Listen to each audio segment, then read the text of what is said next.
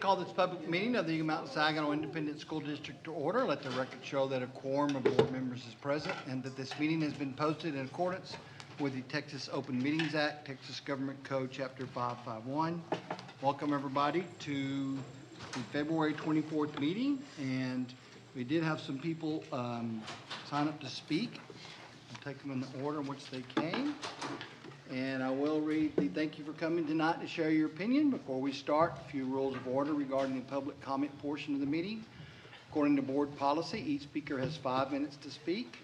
We'll have our board secretary, Donna Webb, keeping time tonight. She will hold up time cards showing the time you have remaining. The board may not ask or answer your questions or make comment regarding public comments not associated with posted agenda items. The board may respond with specific factual information, or existing policy may be furnished in response to inquiries on a posted agenda item. Also, please note that to comply with FERPA laws on student privacy, you may not mention a student by name. Additionally, according to board policy, you may not make derogatory comments about any individual staff member, either by name or title. Should you feel need to file a complaint, you may do this through our formal grievance policy outlined in board policy. So having got those understandings out of the way, our first topic is ROTC and Michael Moats. Welcome. Hopefully I don't trip on the way up here. Come on up. So really quick, I spoke to you guys last board meeting and wanted to give you a quick update. And I spoke about the special projects and special education thing, just really quick want to touch. A lot of the concerns that I had we're still working together, but they're surface level. So a lot of it is about having information and less about what is actually in place. So having, like, for instance, we got a Public Information Act request, having the information of who is there and who is not, understanding what's actually going on was a lot more beneficial. Dr. Parker sat down with us, Dr. Heather Hughes and Ms. Cantu all sat down with us, and we had a very productive conversation, and that's moving forward. But I also tonight wanted to come and talk about the ROTC program. It changed my life. Obviously, in a couple of years, there's going to be another high school coming up. Now would be the time that the board and the school would have to consider applying for another program if it's going to be at the new high school. Something to keep in mind that, I'm going to touch on the program itself, but they already have 3 high schools. They're at the program they have now. So they've got Saginaw, they've got Boswell, and they've got Chisholm. So I don't know that when the new high school opens, they will be able to take another program. But I just want to share a couple things. This is the 10th year of the program. We've had the same instructors for 10 years. Originally it was opened and they took Boswell and Saginaw high schools, and then they took on Chisholm Trail when it opened. They've had 9 military balls and 8 awards ceremonies where awards from nationally recognized organizations, I would say 20 are given out each year. They go to Gilliland Elementary every year to do skits and stuff with regards to Red Ribbon Week and the DARE program. They have exceeded standards, and they were awarded the Distinguished Unit. And for those of you who don't know what exactly that means, when you're awarded a Distinguished Unit, you can nominate someone to the United States Military Academy based on the fact that you were a program. Traditionally, you'd have to get a senator or the president or vice president to endorse that. But once you get the Distinguished Unit, the senior instructor can nominate a couple of people each year to go on to the military academies. The board also got to see William Owen be awarded the Silver Valor Award for saving 2 people's lives as they were drowning. In comparison, that award is granted to people who, an example of a cadet who won that award was the student at the Stoneman Douglas High School who held the door open for students and helped them get out during a mass shooting. So the district, and that's the only, in the 10 years each of those instructors have worked in the ROTC program, that's the only time it's ever been awarded. And from the year that I did it, 2010 to 2014, they did over 2,000 community service hours. We've had our first 2 cadets who commissioned into the military. Matt Daskell went into the Army, and Amy Cronister went into the Air Force as second lieutenants. Matt Daskell just got promoted to first lieutenant, and he currently also works full-time for the Department of Homeland Security. 150 cadets have gone into the military since the program started, and they go in an advanced rank if they complete 4 years, which is basically a $500 difference every month after they get out of high school. My best friend Jared Callahan just got back from serving overseas in Okinawa, Japan. Another one of my friends, Austin Mahan, just went to serve on a ship overseas. And, you know, being blunt, sometimes kids come into programs. I was a troublemaker. And I will say this, I got into a lot of trouble. Putting me in the program changed my life. I would not have graduated without that program. I can tell you between those two instructors, between Jeff Smith and Debbie Garrett Smith, who were both principals, or one was a principal, one was a teacher here, Dr. Danielson, Miss Barnes, if I hadn't had the team that I had, I would not have graduated. And for some students, this will be the first time they ever learn to iron a t-shirt. I mean, they iron their uniforms, they shine their shoes. It gives you a sense of purpose. And so I just encourage you guys to start looking at what the future is when the new high school opens up, because there will be splitting of the current high school programs. And I can tell you, I don't know that they'll be able to take on a fourth high school in that program. So, thank you guys. Thank you. All right, our second speaker is Casey Pike, Special Ed and Culture and Diversity. Hi. Casey, hi. Yes, this is my first time here, but I All right. think that this is an extremely important subject that needs to be brought up. My son is special education. He has autism. He went through the lunch line one day and they put taco meat on his nachos. He did not know that he had the right to say that he did not want taco meat on his nachos, therefore he did not eat that day. He threw it away. When I spoke to the child nutrition about this, they asked me, well, why didn't he just ask for new nachos? Okay, he's 9. I don't know what child is gonna know that they can go and ask for new nachos when they're dealing with an adult, and he's autistic. To me, the lack of training that is here in Eagle Mountain ISD when it comes to special needs children or children with disabilities and culture and diversity is atrocious. Your general education teachers do not have appropriate training when it comes to special ed. They do not understand how to deal with them. I'm dealing with that now with my son's 3rd grade teacher. It is a battle. When it comes to your staff that work in the lunchrooms, they need to understand special ed children or children with disabilities. They don't. They have no idea. Your child nutrition person has no idea. I even wonder if he understands how to deal with children. This to me was heartbreaking that my son went a day without lunch. He ate goldfish and animal crackers because I was in Denton and I couldn't get to him. I think this is an issue that needs to be resolved. I think that there definitely needs to be training for everybody that comes into contact with all children. And it is not here, y'all. It's not offered. And I'm not the only person that feels this way.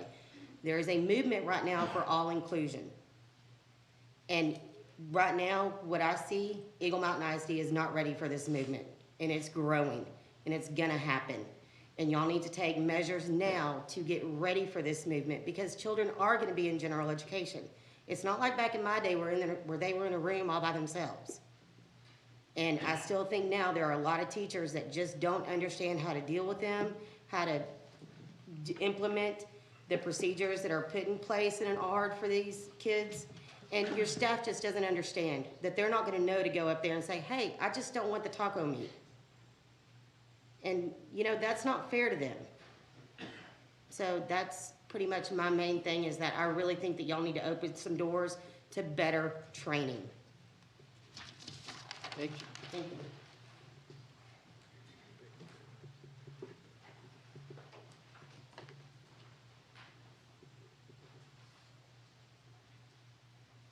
Thank you. We have a 3rd speaker, Sara Hammond. Hi, Sarah. Welcome. You probably didn't hear the things we went over at the first. You have 5 minutes to speak. Okay, thank you. Make sure you don't mention a teacher or a student by name. Yes, sir. Is that okay with everybody? Okay, and Donna will Thank give you. you the time. Okay, I appreciate it. I won't go very long. okay. I've been subbing for the district for 3 years now. This is going on my 3rd year. And I've noticed a few similarities within some of the schools that I've been to. My first experience was with Elkins, not Elkins, I'm sorry. It was the middle school. What is the middle school that's over there? Eagle. I cannot think of it. Anyway, my first experience was the middle school. It was not a good experience. It was a half a day's day for subbing, and the kids were completely defiant. They would refuse to do their work. They purposely slammed books on the tables, and I didn't really have anything to compare it to, but I did call administrative staff to come in because there were several kids that didn't want to obey and follow directions, and so it was interfering with other kids' learning. And the person who came in to deal with the situation was in jeans and a t-shirt, so I'm not sure what his role was, but it was a little surprising to me that he was dressed in that capacity because he did not look professional to me. So I left thinking that I'm not going to sub at middle schools again. And this year I made a mistake and took another job at a middle school. I was at Marine Creek Middle School, and it is their first year beginning. I understand that they have a lot of kinks that they're still working through. But I co-taught with another teacher, and she was really sweet to let me come in and said they were going over some materials that were going to be a little bit in depth, and she had some great videos she was going to show. She said, bring your class in. We put a note on the door, and the kids all came in each class period one at a time. There were about 65, 70 kids. And I would say about 99% of those kids did not want to be there. They looked like they were very angry from the start and tried to have a relationship from the beginning and welcome them in, and they just were really hard to reach. And so the day began very cold. They were very ugly. They refused to give their correct names. I learned that they weren't carrying any kind of ID on them, and some other schools are required to do that in other districts, I know. So I didn't know that the list I had of kids that weren't following directions was fake until the end of the day when I went to turn that in. They were throwing things in class. I had a death threat at the end of the day. There was just so much disrespect. They were mocking me to my face, laughing at me. The teacher didn't seem to be as disturbed as I was. She said that it was pretty normal. There was also derogatory remarks made, sexual harassment. I could go on and on. I basically felt like it was PTSD at the end of the day. It was very disturbing. There was no security that I could see on campus. I delivered 5 students at least to the office per the teacher's request, and as I walked them down and escorted them, there was nobody in the admin offices. They were locked, they were dark, and there was nobody to be seen. The office is actually kind of in a T direction if you have been there, and so where they place the kids is inside that section, and so the kids just sit unattended. So we had to locate somebody, and then at the end of the day, located an admin at the other side of the building, and I'm not sure where they were at that time, but that's a little disturbing. I learned later that that school, that particular week I subbed, had 14 arrests in that particular week. I did make a statement online, and I spoke to the principal of the school, and he dismissed most of the comments that I made. He didn't acknowledge. So it doesn't appear to be a problem to the staff at the school, but from a substitute point and a teacher viewpoint, I think there's a major issue there. The other issue that I want to address is sick kids. So in 1 month's time, I've had a child with strep, 2 viruses, and myself, I've had the flu. And what I've learned, and this may be a little ignorant, that most parents send their kids medicated. And just today, when I finished subbing, I learned that there's a student who was there who was sick with fever over the weekend. She was sent to school with medication, and she verified this, but she was still there. And the nurses continue to send these kids back to class because they don't have any signs, they don't have any fever, and they just send them back. So we don't have any recourse, we don't have anybody advocating for us as subs, we don't have pay with leave, and we have healthy kids that want to learn. So I feel like that is a huge issue, and there's a lot of sickness this year. So we need to revamp that situation. Thank you. Thank you, Sarah. Is that all, Becky? I mean, okay, thank you. Thank everyone for coming. There'll be responses back out from the leadership team. Thank you for those comments. The first report we have is an operations report, and it is Templeton Demographics, Mr. Trent Smith. Thank you for being here. Welcome. Good afternoon, Mr. Newcomb, members of the board, Dr. Shawell. Thanks for having me out today. Today I'm going to go through the fourth quarter information for your demographic study, your demographic review. We'll look a little bit at the economy, we'll look at some housing information, and we'll look at the 10-year forecast. So right now, DFW is a great place to live. Not only that, but Texas is a great place to live. Right now, Dallas-Fort Worth is the #1 job creator in the country of all MSAs. So this last year, we created over 120,000 jobs, and that's 3.2%. So not only are we the #1 in total numbers, but we're close to the top in percentage growth as well. And so all that, you know, we're doing well here in the DFW market. So well, in fact, we've had a 10-year in a row drop in unemployment. And so these are historic unemployment numbers for a historic length of time. And so this is, you know, another phase of this economy that we're rolling through right now. Adding to that, we're #1 in annual starts for new homes in all the large markets across the country. So #1 in job growth, extremely low unemployment, #1 in housing across the nation right now. So we're in a really great place here in the DFW market. A couple of things that are happening locally, or this one thing that's happening locally that we want to feature. This Stream Realty Partners has developed this 1.1 million square foot rentable space. You know, it's right adjacent to the racetrack, and it's very close to, you know, all the major players in the Alliance market. And so we're excited that there's just that much more development that's going to help maintain this job creation that we're going through right now. The housing market is, you know, as stated before, we're #1 in annual starts across the country. We're also, this is a record in the DFW market for 108,000 sales transactions in the last 12 months. And so that's a record that stretches back many, many years. Average price of a home now in the DFW market's a little over $317,000. That's a 2% growth, so we're actually in a little bit better position as far as value growth. We were at that 10 to 15%, which is a little crazy. We're now at a much more manageable type of growth that we're experiencing in the values. Listings are down a little bit, and then the days on the market it is a healthier place at about 60%. I mean, about 60 days. So it takes about 2 months. And I don't know if you guys remember a couple of years ago, we were at like 6 days.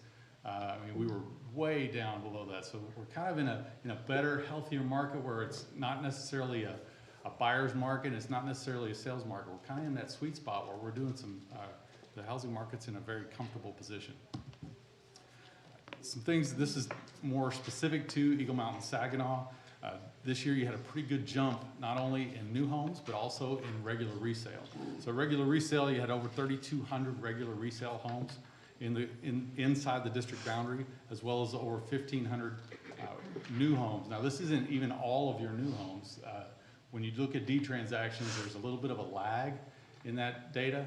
There's also some instances where not every house that's a new house to a family is necessarily put in as a new house in deed transactions. So there's some terminology that happens there that keeps some of those out of there. So you'll see that in the next couple of slides where there's a little slight difference there. But all of those things, you know, point to you guys are in a really good spot as far as value for the dollar amounts that your houses are going for. In fact, when you look at where you're at with values of your homes, an average new home is about $270,000, and then an average existing home is just under $250,000. And so you might, you know, that's a pretty significant increase over the last 10 years, almost 100,000 value increase at your existing homes and at your new homes as well. When you look at that compared to the rest of the market here in Dallas-Fort Worth area, it's actually, you're in a very good spot. A lot of the areas now are starting to get some price point pushback where they're at 350,000, and so they're having a little struggle as far as, you know, kind of buying out the inventory that they're producing. But here in Is Eagle that Mountain, number where it went down from 8, that's the first year the average new home price dropped a little bit? Is that just not, it's not a trend or anything? oh, Or absolutely went not. from 273 to 271? No, I think, in fact, what you're gonna see is that you're gonna stay, you know, as I pointed out before, your value growth is only like about 2% now, and that's across DFW. And so, you know, right now we're at a pretty stable pricing market, and so that's gonna continue. We're gonna probably see that some of that continuing to stay a little closer to that number, that 270 to You know, but I So do we can believe you're gonna, expect maybe a 2% rise in the TAD Sure. appraisal values? yeah, Is in general, is that- Right. for residential homes I would, in general? I would absolutely agree. I think it's, I mean, you're still gonna see some value increase. And of course, this is just an average. And so this isn't, when we look closer at the value to value, we're gonna look more at that median, value, which I don't have in this particular slide. But, you know, that median value may have gone up some. It's just the overall, because there's, some houses being, you know, built now that are in that, you know, affordable market. Because you're in that more affordable market, you're gonna have some that are a little less than that, some that are a little more, but you're not gonna see those jumps in either direction. And so that's it's gonna keep it pretty, Okay. at a pretty good value. What that is going to do is encourage more and more people to move into the district. You're gonna have more opportunity, for families to move in. When you look at the activity over the last few years, and this is from our survey data, so this is our Metro Study data where they go and drive the neighborhoods and count the houses, so that's why it's a little different number than we saw in the previous slide of deed transactions. And so you can see here, your new home starts is over 1,600 in 2019, and your home closes is over 1,700. So that's a little bit higher number. That's that change in terminology is how it goes into the deed transaction. But we're actually looking at when a family moves into that home is how this is actually looked at. And so that's a little bit of a difference in methodology is how that data is collected. But definitely both are showing that there's a tremendous amount of growth happening inside the district. You can see this year you're very equal with your number of starts and closes, and which is putting your builders in a very good spot for 2020. When you look across the DFW market, kind of where you guys rank compared to some of the other districts, you're number 6 in annual closings.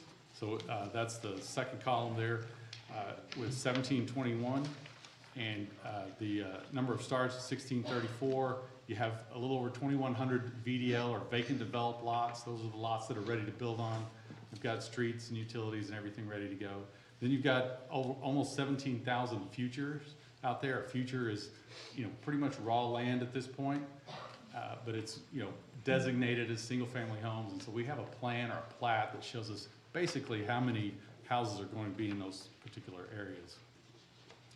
When you look at what stands out to me is you're number 6 in overall closings, then you're also like number 5 in amount of futures, with still some raw land out there that hasn't been touched yet. When you look at by elementary zone, you know, obviously Copper Creek and Lake Point are your number 1 and 2. They kind of really run neck and neck as far as activity goes. Dozier's your number 3 with 193 starts in this last year, and with 214 closes there as well. And so those are your top 3. You know, Elkins is also in the mix with 230 closes in the last year. But you can see, you know, both Dozier and Elkins are going to start running out of lots pretty soon. They don't have many futures left. And so when you start looking at where is the growth coming, obviously Eagle Mountain Elementary Zone, and then you still got plenty of growth left in Comanche Springs and as well as Lake Point. So that leads us into our forecast, and this is by campus. This is our forecast by campus.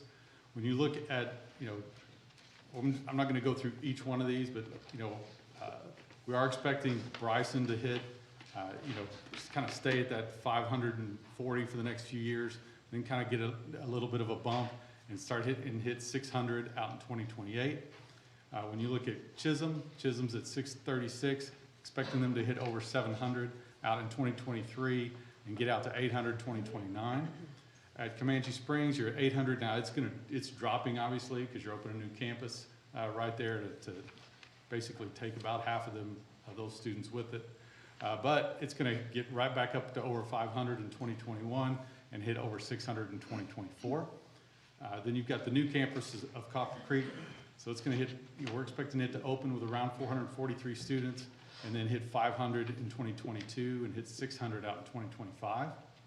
At Dozier, 556, hitting over 600 next year, over 700 in 2022, and then over 800 out in 2024. At Eagle Mountain Elementary, 658 this year, expecting to hit basically 700 in 2022. You got 697 there. And then hitting 800 out in 2026. At Greenfield, 750, hitting a little bit, getting a little higher out close to the end of the 10-year mark out here. Then with High Country hitting 600 in 2021 and hitting a little, almost 700 out in 2029. At Lake Point, hitting over 800 next year, almost there this year. It probably will be by the end of the year, over 800. Hitting 1,000 out in 2022. And then obviously we know that's the targeted area for the next elementary. And then you've got Parkview hitting 510 this year, hitting 600 out in 2023. And so, still tons of growth in multiple elementary zones. But obviously this is, the amount of color in the screen. You can see where the majority of the growth is as we talk about. Just a reminder to the board that in our bond program, elementary 16, 17, and 18 will address what you see right there. That'll get us at least 8 years out. At the middle schools, overall, you're in very good shape at the middle schools. Wayside is your next area that will need to be addressed. Obviously, 919 this year, hitting over 950 in 2021, hitting over 1,000 in 2024. And then you've got your newest middle school, which is a little higher capacity there, so it's going to be really good out all the way out for the next 10 years. At the high school, Boswell's at 2,200. We're expecting it to hit over 2,250 next year, hitting 2,300 the following year, hitting 2,500 in 2023. At Saginaw, you're at 1,900, hitting over 2,000 next year, hitting 2,500 also in 2023. And then at Chisholm, 2214 this year, hitting 2,300 next year, and then also probably hitting 2,500 possibly in 2022. It's going to be very close. So overall, with the amount of housing growth that you have, the amount of economic development that's happening inside the district, or at least near the district, you're going to continue to grow. Comanche Springs and Lake Point elementary zones could see more than 3,000 additional resident units in the next 5 years. The district currently has more than 2,100 future lots with groundwork underway. So those vacant developed lots that were around 2,000, there's another 2,000 that are already in development on their way to market. And so we expect those to be delivered in the next 6 to 12 months. And then we expect you to be over 24,300 students in 2024 and over 26,500 students in 2029. Are there any questions? No, thank you very much. The next operations report is a construction update. Mr. Welch.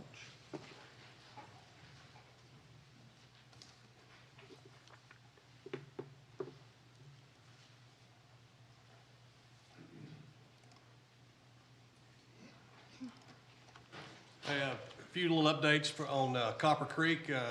First thing you see is all the great mud paths we have at that location. So the only really dry spot that you have is in the back toward the kitchen, which is on the other side. But you can see there's a lot of activity going on in there. The windows are in the front, on the left at the library, and then the brick and stone keeps moving across the front. Close up, what I just mentioned, you have the glass in the library and the brick and a lot of that good mud. Toward the inside, you have the library in area 4, and then the administrative, you see the walls going up, the sheetrock. And just on the south side of the library, you have the computer lab, which you get again, you see the electrical outlets, the grid ceiling, and in the bottom, you start seeing they're putting in the tiling on the floor, and currently that has been completed. So when you look at almost a finished product in the kitchen area and the cafeteria versus the gym area, totally different. And then on the academics, you start to see the paint, the tile, lot better finished product moving along. Kind of a repeat, same thing there. except you just don't have the ceiling tiles in. I'm gonna go back to the first one. So over here by the library, you notice the gym's still not there, but the last week, the crane showed up, so they're putting the crane together, and they're gonna bring in the tilt wall and start putting it together. So we feel better that that's finally now on site and getting that storm shelter, tornado shelter and gym put in place. Any questions They're still about? on schedule? Uh, for June, it's a little bit July? behind, it'll be June because of the gym, but nothing that I'm worried about as far as that, since it finally started seeing that show up. So we were anticipating the middle of May, so it'll bleed over into June. Okay. But the cafeteria, if you don't remember, I said that was completed, so what we'll do is we'll still get our furniture. That'll start, that'll be our holding area in the cafeteria, so that flooring will stay down and we'll start putting all the furniture together. So we can still put that in place and the gym doesn't have that much furniture on that. So still working on a plan to make sure that works for us. This is the first one of these we'll have put in, so, I mean, they're, I guess they put them in before, but it's just different. They're building the walls off-site and bringing them in and putting them together. It's On the side. yes, it's a more controlled site because you cannot have a clear path through the wall. So all the venting has to be baffled. So any type of outside structure or piece of rock or pebble, there's no straight path into that structure. So it gets built in an off-site controlled setting and all that. We have to make sure all the electrical, there's no do-overs once you get on site. Okay. So that's the downside. It takes a lot of planning to get it just right, because again, there's no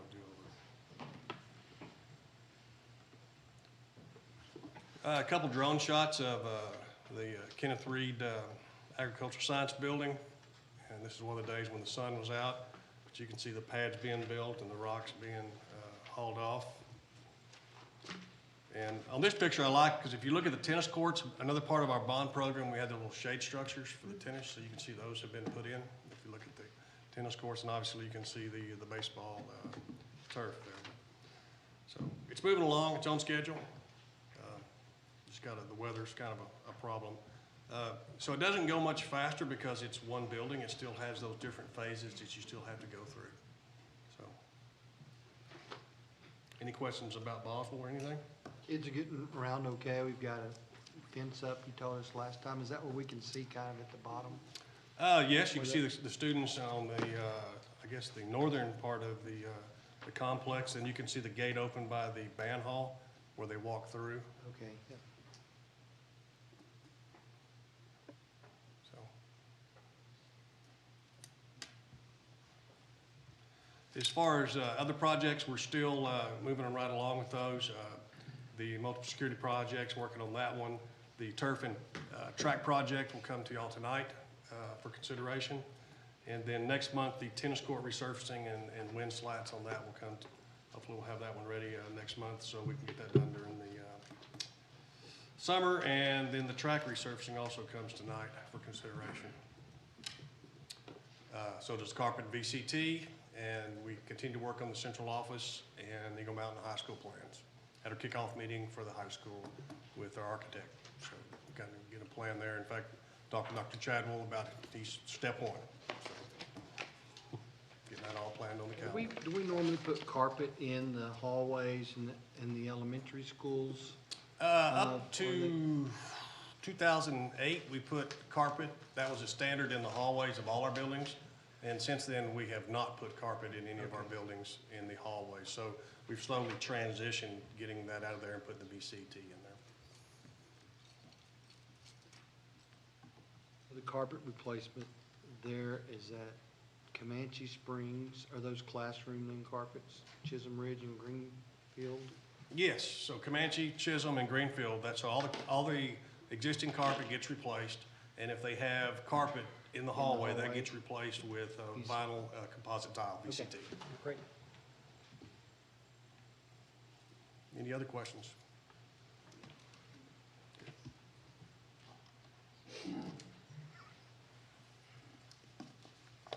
Thank you. We're going to, with the board's permissions, bypass report C and go to report D, the human resource report. Let's do one. All right. Dr. Dawkins, could you do the third, D3 first, the 1920 additional staffing? Okay, thank you.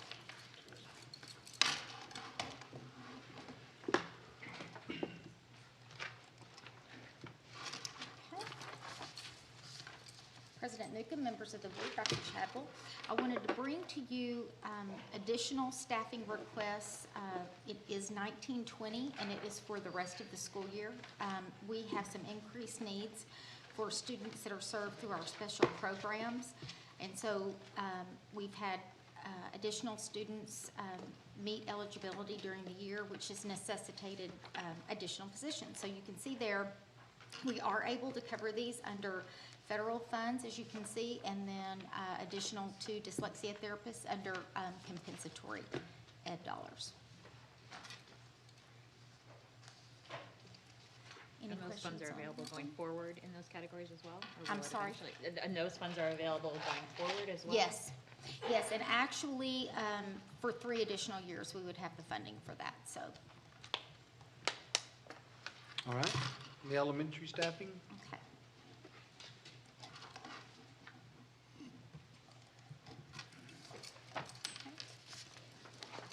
So this one you can see on this, we have worked, our department has worked closely with Dr. Parker and Lisa Dunn on staffing needs for elementary campuses. We've also worked closely with Rob, for dollars for that, and then Cleat for space availability, because we can talk about needing some teachers, but we've got to be sure that we have the space on the campus to place those teachers. And so if you take a look, our ratios look great on starting school. What we've done also is we take our demographer projections, but then we also look at current enrollment in making those decisions. And so there would be a couple of areas that we've left ratios at a certain level, knowing historical data, and then also in talking with Cleat on construction in the area, construction either a lot of construction or it's kind of slowing down in an area. So we've taken into consideration all of that. What you'll see on Copper Creek as well is last month, at the January board meeting, we requested those 11 positions, and so you'll note that a minus 11 on Copper Creek, since we've already got 11 there. So really the net at the back is our, we put in 4 growth positions, and so looks like 7 at this point, because we already have the 11 from January. Any questions on elementary? All right. Secondary? No, secondary. We've worked closely, our departments work closely with Dr. Barnes, Dr. Waters, and then with Linda Parker on staffing needs. We also will work with campus principals. They're right now working on their master scheduling, and so the staffing that you'll see is based on enrollment, but we'll work with them specifically on what those positions need to be based on the enrollment in the course selection. What you'll also see is we did add, Stacy Summerhill brought this previously, a recommendation in the fall for adding the humanities teacher, and so we're adding the 0.5 so that we would actually have a full-time FTE at every campus at middle school, so you'll see that. And then we've got, if you will look at, let's see here, take a look at the high school. These are FTEs based on enrollment as well. And then our net, it's quite a few positions. So middle school would be adding additional 15, and then high school would be 27 FTEs for growth. So we put in very few kind of extra positions, if you will, just based on really looking at our numbers. So at some point next year, we felt like we'd rather start conservative and come back and ask for an additional position as the year went on versus have so many positions in the budget that were unused. These are as a report, so as they refine their master schedule, will this be updated if the need is to readjust, especially the high school? I mean, you're adding 147 kids in 2 positions, but I mean, Right. I guess that all works out, but doesn't seem like very many. I know. It's complicated math. It's very complicated. If you want Dr. Waters to come up and we can go over those ratios with you, it is complicated, but it also has to do with where a campus was staffed the year prior, and if their numbers didn't make, then they might be a little bit overstaffed based on their formula, and so kind of carrying that forward. I mean, you got German classes or French that probably have 10 French 4 maybe have a Right. few students, then you got a Right, history class that has the lecture hall with hundreds of Right. students, so right. I guess it depends on where that need is, and that's what I Right. was asking, I guess, Right. is Yes. as the master schedule's developed, these And we're in numbers. the Right. process of registration right now. We are. We've done all the preliminary 4-year planning. The students go back and actually specify the classes when they actually lock in their schedule and do their, what we call arena scheduling. And so at that point, we'll refine. I'm guessing the report's gonna be very similar of what's gonna come back to you. Like she said, it's been pretty conservative. We know we're gonna need these. There may be some more that we have to come back and ask for, but we would know those by May. You know, Right. we'll know that, so. Right, Time to hire them, right? Well, and what she said earlier, we have to actually look at each area. You mentioned German and French. The capacity in those classes may differ from school to school or any singleton class. So Right. you may have to actually go with another teacher to support that in one school, and in another one you don't. So there's a lot of variability there, but we're actually doing this from the master schedule. As y'all know, elementary and secondary are really done differently because in elementary you're using very formula-based in terms of the ratios, and high school and middle school are based on demand. So Right. that's what we're finding out right now, what the demand is, right. so.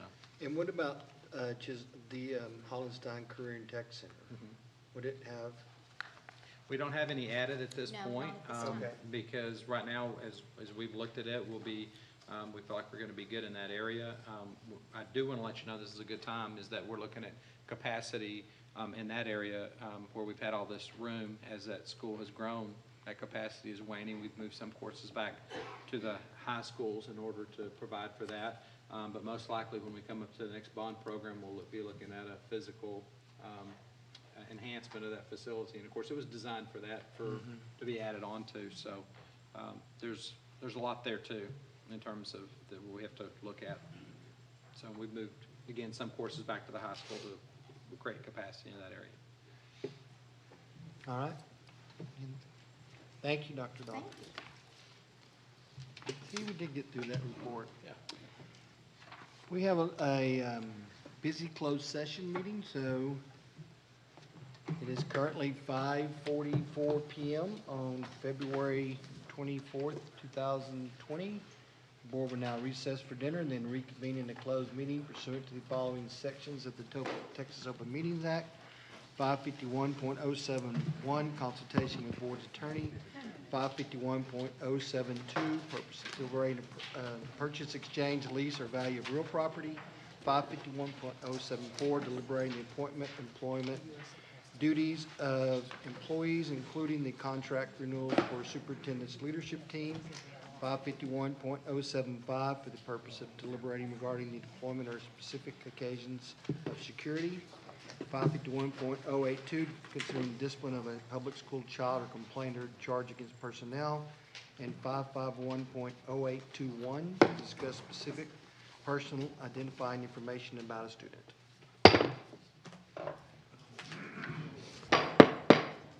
Public meeting of the Board of Education of the Eagle Mountain Saginaw Independent School District. The board is reconvening the public meeting on February 24th, 2020 at 7:10 PM and will now consider the subjects in the posted agenda. Thank everybody for being here at our February meeting. Sorry we are running a little bit late, but we're glad you're with us. And we're going to get started with Marine Creek Middle School. Mr. Danny Knowles and the students.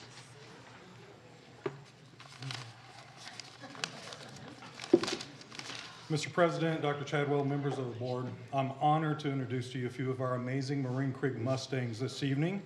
These 3 students are part of our Youth in Government program at Marine Creek Middle School, which is a program that gives students an opportunity to research and create bills and then present them and debate them both at the district and state level. This weekend, our Youth in Government sponsor, Mr. Jonathan White here, took 17 students to Austin, and these students at the state conference down in Austin, where these students presented and debated bills in both the House and Senate chambers of our state capitol. We, or they, I should say, presented with over 500 middle school students from throughout the state, and they walked away with the distinction, Marine Creek Middle School, with the distinction of the most distinguished delegation. And 2 of our students were recognized as premier distinguished delegates. So we're very, very proud of them.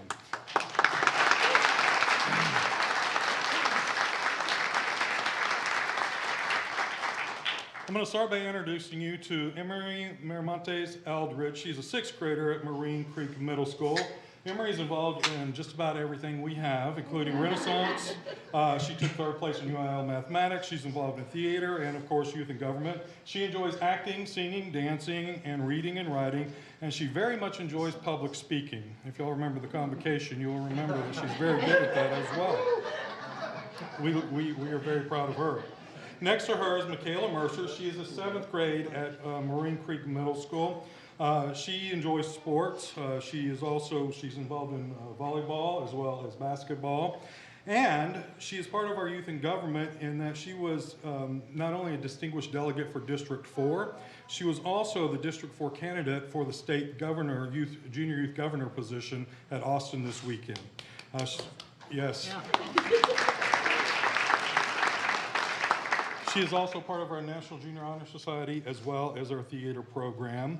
And as part of her candidacy, she stood in front of 500 of her peers and gave a speech in Austin this weekend. So she did a fantastic job from what I understand. And then next to her is Bill Gotcha. He is an 8th grader. He is also, he's part of the Social Studies UIL. He took 1st in listening skills and 5th in dictionary skills. He's also part of the Junior Youth in Government. He enjoys sports, politics, and video games. And he was named a distinguished delegate at this weekend's conference. He was one of the 2 for our school. And he is currently one of 2 students who are in high school level courses. He takes biology and geometry at Marine Creek Middle School, working on high school credit courses already. So these are the 3 individuals.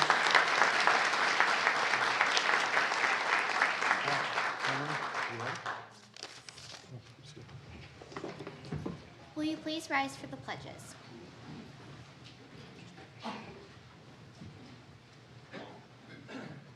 I pledge allegiance to the flag of the United States of America and to the republic for which it stands, one nation, under God, indivisible, with liberty and justice for all. And now for the Texas Pledge. Honor the Texas flag. I pledge allegiance to thee, Texas, one state under God, one and indivisible. Please join me in a moment of silence.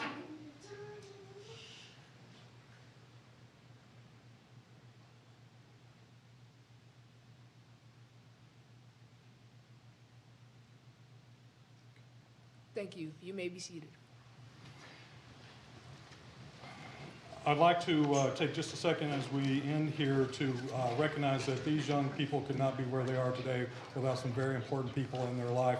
So I'd like to just take a minute and ask the families of Emery and Michaela and Bill to stand for a minute, please, and just so we can recognize them.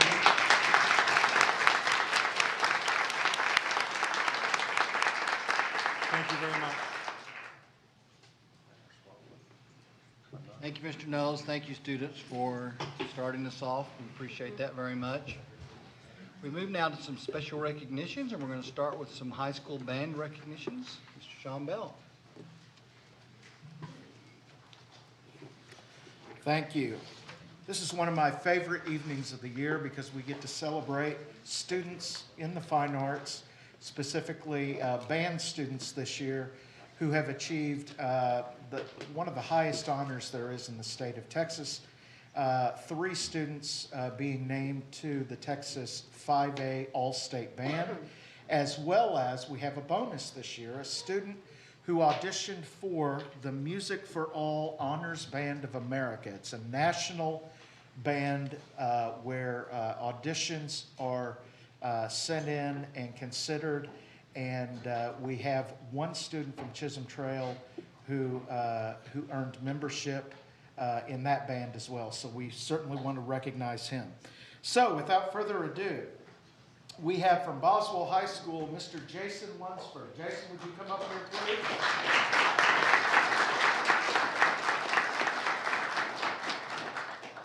Jason is the son of Larry and Assumpta Lunsford, right back here. And we want to recognize the awesome band directors at Boswell High School. Director of Bands, Mr. Kevin Fallon, and Mr. Jesus Bermeo, who's able to be here. And of course, the percussion specialist at Boswell, Mr. Stuart Spoon, but he couldn't be with us tonight. So, along with Jason, earning membership in the All-State Band this year, Mr. Christian Lackey. Come on up, Christian.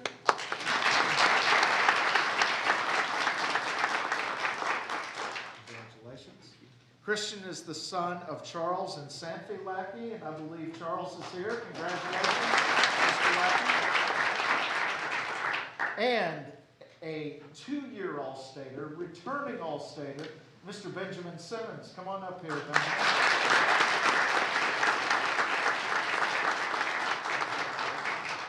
Benjamin made the All-State Band last year, and he's a returner. And his parents are Chad and Lisa Simmons.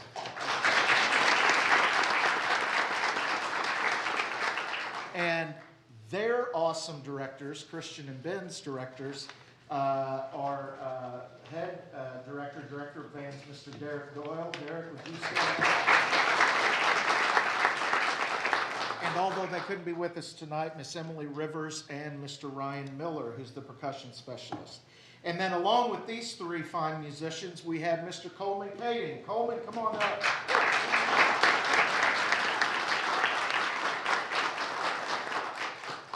And Coleman is the young man who earned membership in the Honors Band of America as a saxophone player, right? Let's see if I've got this right. We've got saxophone, alto, both, right? And 2 clarinetists. So we've got the woodwinds covered this year. How about that? And Coleman's parents are with us. Colin Kading and Kelly Carroll. Would you stand up?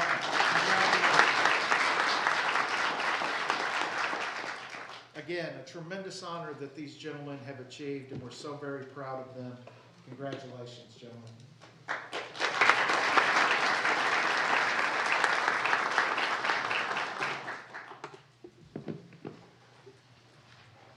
Congratulations to the students and the parents. At this time also, we have some special introductions. Dr. Parker.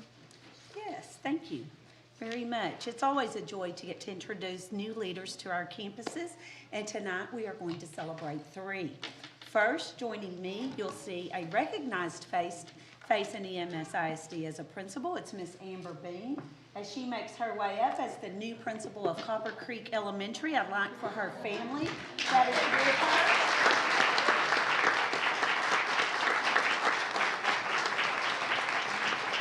Her spouse of 11 years, Brian, is here, and their 2 children, Micah, who's a member of our EMS ISD Voice Committee, and a 3rd grader, and Jake, who's in kinder, are here to celebrate their mom and her success and opportunities to lead. Amber holds a Master's of Educational Leadership from Walden University and a Bachelor of Interdisciplinary Studies from Texas A&M University. She has served in EMS ISD for 8 years, most recently as the principal of Saginaw Elementary. She is a graduate of the Into Learning Principal Institute. She also serves as a principal mentor and is active on the district committees for strategic planning, policy review, and the EMS ISD profile of a graduate. She was the Saginaw Elementary Professional of the Year in 2018-2019, and now she's putting her boots on, and she is now a cowboy, right? Copper Creek Cowboy. Thank you very much.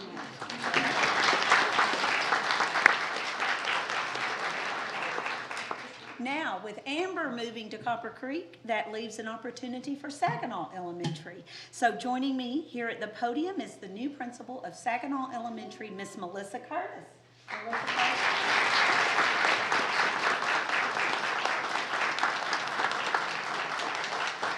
Melissa's family is here tonight to celebrate her recognition. Her husband Clint of 19 years and her children Seth and Aubrey. Thank you guys. Melissa is the new principal of Saginaw Elementary. She holds a Master's of Education from Texas Women's University and a Bachelor of Arts from the University of North Texas. She is a graduate of the 21st Century Principal Program and has served in education for 17 years, including teaching 5th, 6th, 7th, and 8th grade in Arlington ISD before moving to EMS ISD as a literacy specialist. Most recently, she served as assistant principal for Saginaw Elementary and now is a star indeed at 301. Thank you.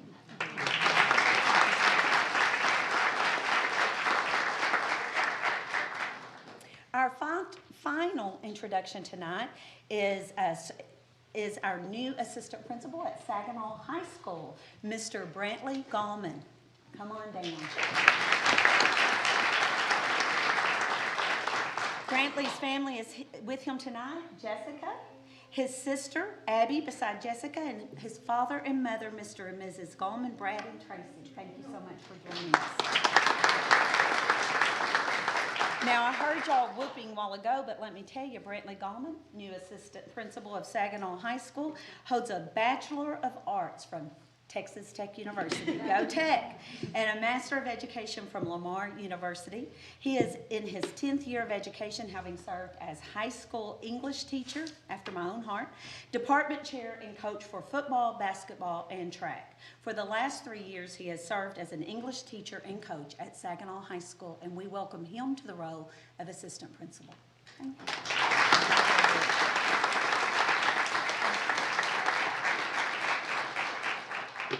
Dr. Parker, and I think everyone, Amber, Melissa, and Brantley are just relieved they didn't have to speak, right? Well, we welcome each of you. You're already in our district, and we appreciate the job you're doing and the job you will do.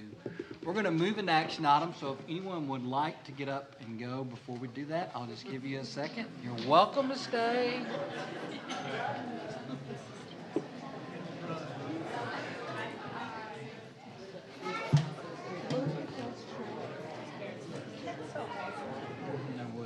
Thank you. Really?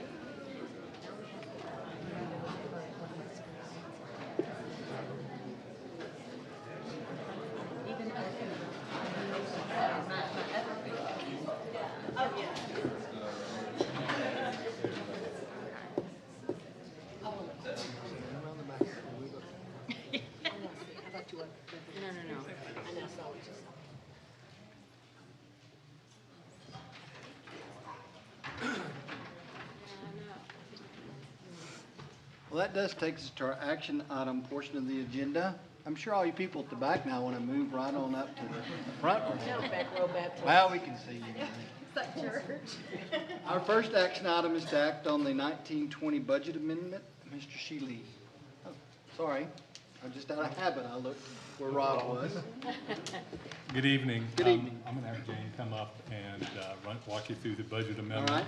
Want to make sure that we are still ongoing with calculations as to some of the revenue idiosyncrasies of the new state finance law, as well as some of the allocated spending requirements, which are changing as we speak. So this is going to address some of the specific spending issues and also some of the known revenue changes. Okay, I'll let you go. Good evening, President Newcomb, members of the board, and Dr. Chadwell.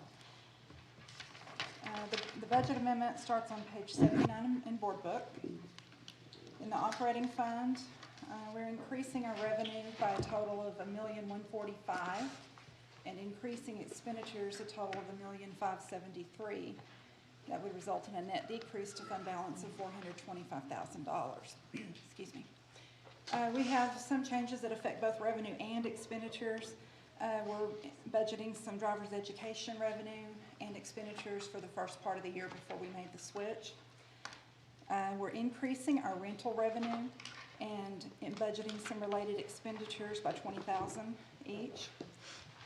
We're putting a small budget for insurance recovery proceeds of $5,000. We're increasing our athletics revenue by $70,000. We had started with a lower budget this year and we'd already met that budget, so I just estimated an amount to maybe take us through the end of the year. We're increasing the on-behalf revenue and related expenditures for the on-behalf for the daycare workers and for the child nutrition workers. Those employees are paid in a different fund, but the on-behalf has to all be accounted for in the operating fund. Let's see here. We are also putting in the budget for indirect cost. Most of that is from the child nutrition program. I believe $550,000 from child nutrition and then $150,000 for the indirect cost for the federal grants. We're increasing or putting a budget out there for the salary reimbursement so we get for our ROTC instructors for $70,000. And then a budget for the sale of fixed assets for $50,000. That one will probably go up a little bit. We'll probably have an additional amount on the next budget amendment. On the expenditure side, we are increasing $30,000 for athletics and PE expenditures at Marine Creek Middle School. And also in athletics, increasing for transportation, $172,000. There's $14,000 for the sign for Rick Canterbury Field. And then we have some startup budget for Copper Creek for consumable items that totals $68,564. We also have the increase for the startup payroll costs for the principal, secretary, and custodians at Copper Creek. That totals $103,000. The big one is the property and casualty insurance increase. That hit us a lot harder than we anticipated. That's $402,975 above what we had originally budgeted. There's the budget for the security specialists that have been approved for Chisholm Trail High School and Marine Creek Middle School, totaling $50,000 for the remainder of this year. The Success Academy that was approved, the teachers and aides, for a total of $300,000 for the rest of this year. And then we have a rollover purchase order. The Boswell Band uniforms did not come in time to be charged to last year, even though they were ordered. And so that money fell into fund balance, so now we're pulling it back out of fund balance to pay that bill. I put $30,000 in for the child nutrition investment earnings. And then our maintenance tax notes fund, we still had some money left from, I believe it was one of the earlier issues. We're spending that on purchase of E-rate networking equipment. And the budget for that's $1,104,740. There's also transfers between functions. If you look at I think it's on page 83 within the operating fund. And it does not include the tax revenue and state aid adjustments that we're still working on, nor does it include some of the required spending on certain special allotments. We'll be coming with an amendment once we nail down the revenue and the expenditures on those very soon. We're working on that now. So are there any questions? I guess the one that caught me a little by surprise was the additional funding for Copper Creek for salaries, school administration and maintenance. Are they starting earlier than we had originally budgeted, or the function 23 and function 51? Function 23 is for the principal and the principal secretary, and then the custodians are in function 51. That's just their partial year salaries for those positions. We didn't have them in there We to didn't have start that in with. the original Okay. budget. So what, it's not really they're starting any different than we planned, we just. That's fine. Okay, all right. Making sure. All right, Anything thank you. else? Anything else? Oh, thank you. We need a motion. I move we approve the budget amendment for February 2020 as presented. Motion by Donna, second by Liz, to approve the budget amendment as submitted. Any questions? Seeing none, all those in favor, please raise your hand. Any opposed? And there are none, motion carries. Did they turn off my bell? They did not. Next is to consider a teacher's abandonment of their position without good cause and propose complaint to the State Board of Educator certification for abandonment of contract. Dr. Dawkins.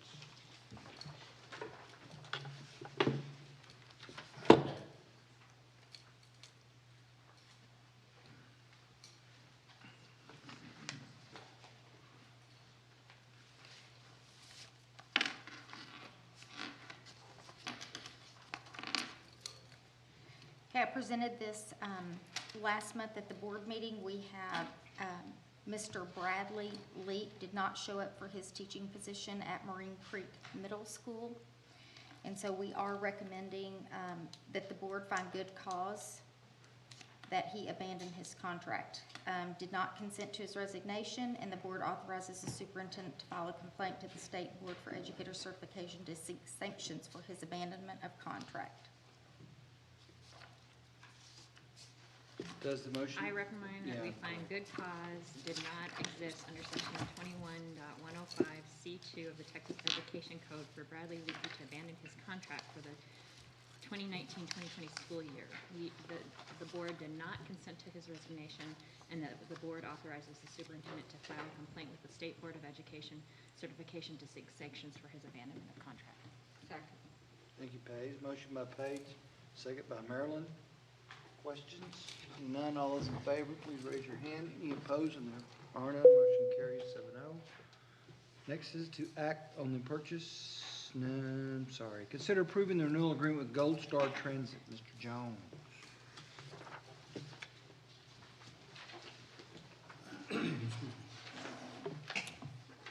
Good evening. It is that time again to consider the renewal of our transportation services agreement.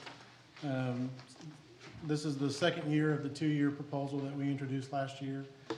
So with Gold Star Transit, the proposal this year outlines, you've got an amendment attached to your exhibit item. It outlines an increase of 7%, which will help accommodate driver wage increases in order to help us stay competitive in the market and keep good drivers.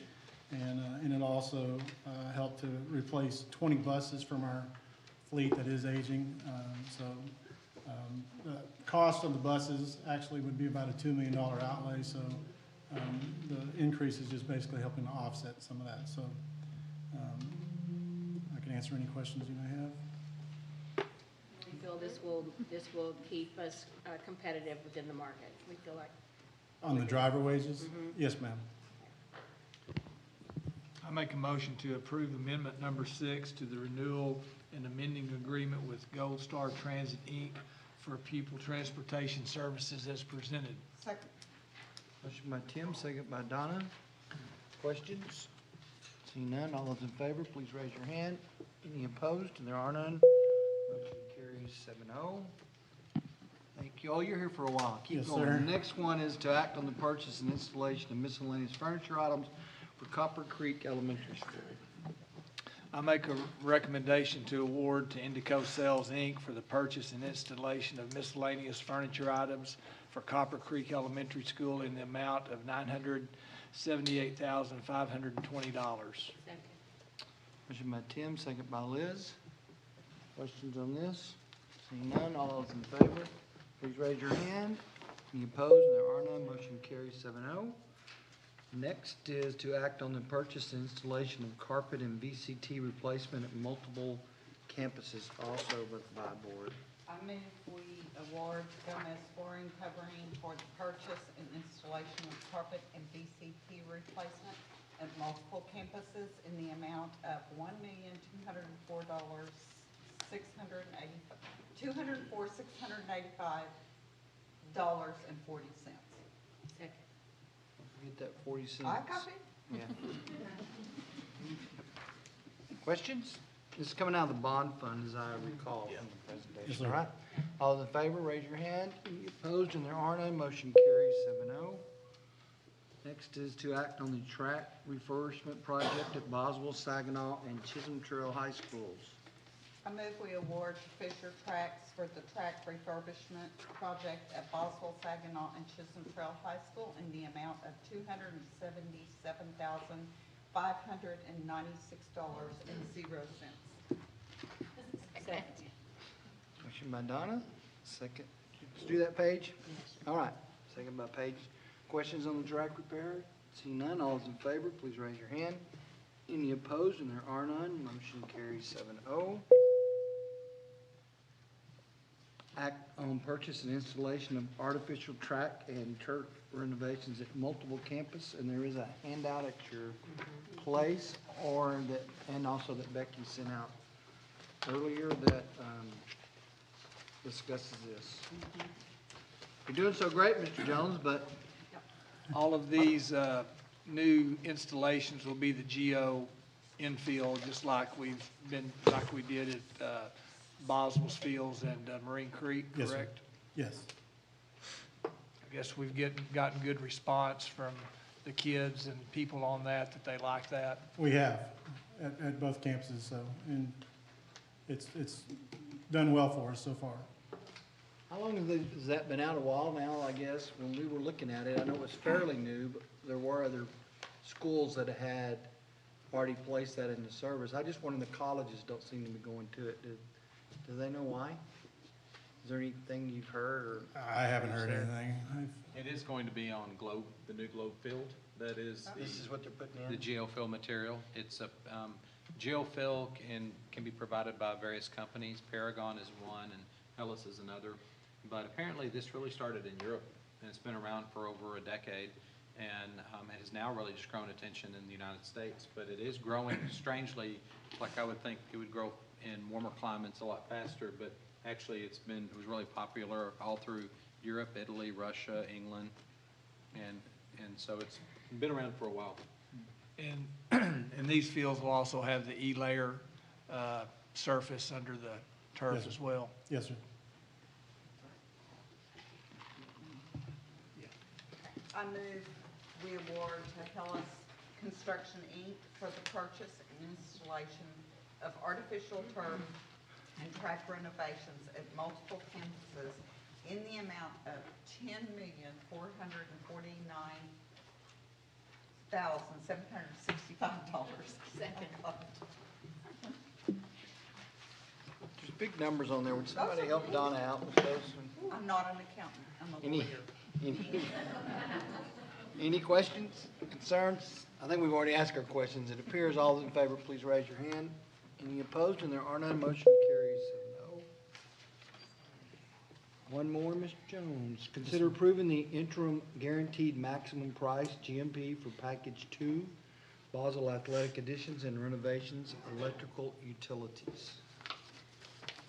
Yes, sir. So this is related to the Basel Athletics project. When we introduced GMP 1, Guaranteed Maximum Price number 1, it was explained that because of the way it's phased, that we would be bringing GMPs as they would come forward, or that as we get to that point in the schedule. So this is for Package 2 or Phase 2, which is basically the electrical utilities.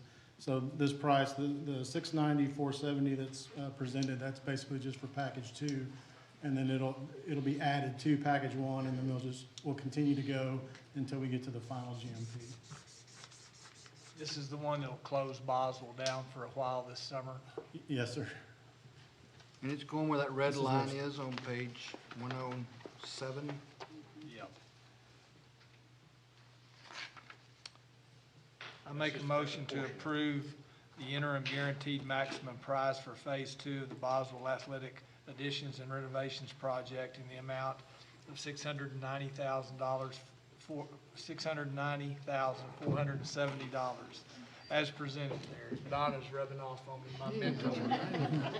Can this end of the table kind of help? Second. Yeah, go ahead. All right, second, motion by Tim, second by Marilyn. Any other questions? All those in favor, please raise your hand. Any opposed? And I see none, motion carries 7-0. Thank you. Thank you, Dwayne. Appreciate it. Yes, Mr. Jones. All right, next we have some monetary donations from different sources. Mr. Shealy? Yes. Starting on page 108 is a monetary donation of $500 to benefit the tennis programs and facilities of the district. Mr. Barker is actually on the way to Austin for a meeting with UIL tomorrow, but I'll be happy to answer any questions that may come up. Pretty straightforward. This is a program that is facilitated through Leslie Crook, and this helps with our academy. I'm sure you all have seen social media pictures. We have a lot of kids involved with it, and she's secured funding. This is something she's really good at, is getting donated products, whether it be tennis balls or tennis rackets, in this case cash, to be able to support the program. I move we accept a monetary donation of $500 from the Fort Worth Professional Tennis Association to benefit the tennis programs and facilities of the district. Second. Motion by Donna, second by Liz. Questions? Seeing none, all those in favor, please raise your hand. Any opposed? And there are none, motion carries 7-0. Another donation of playground equipment from High Country Elementary PTA. Yeah, just to, part of the process before these are brought to the board, they do run through operations to verify the quality of the equipment that's being put into place and to make sure it is compatible with what we have there. We don't want to get something in that's going to either be harmful or cost a significant amount of maintenance. So these have been vetted, and at this point in time, we're bringing them to the board, and we are recommending approval. The first one is to accept the donation of the playground swing set from the High Country Elementary PTA for the benefit of the students. So moved. Second. Motion by Donna, second by Liz. Questions? Seeing none, all those in favor, please raise your hand. Any opposed? There are none, 7-0. Next is a donation from the Remington Point Elementary PTA. Once again, this is a similar situation. It is a playground swing set. Total estimated cost of $12,711.72. It's our recommendation for the board to accept the donation of the playground swing set from the Remington Point Elementary PTA for the benefit of students. So moved. Motion by Donna, second by Paige, to accept the donation. Any discussion? Seeing none, all those in favor, please raise your hand. Any opposed? There are none. Motion carries 7-0. Just want to thank the PTAs and for these donations and for supplying these things for the kids. It's very much appreciated. I know High Country, Remington Point, if, did I miss one? High Country, Remington Point. If y'all are here, thank you very much. We appreciate your support for the district. Wave or something, I want to get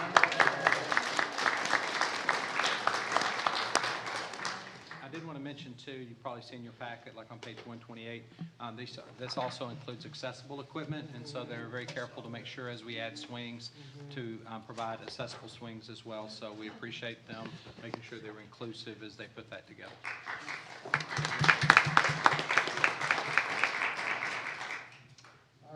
All right. We also have a bid proposal, Mr. Shealy, the extension of the proposal for fire and security alarm parts, supplies, equipment, repair, and monitoring services.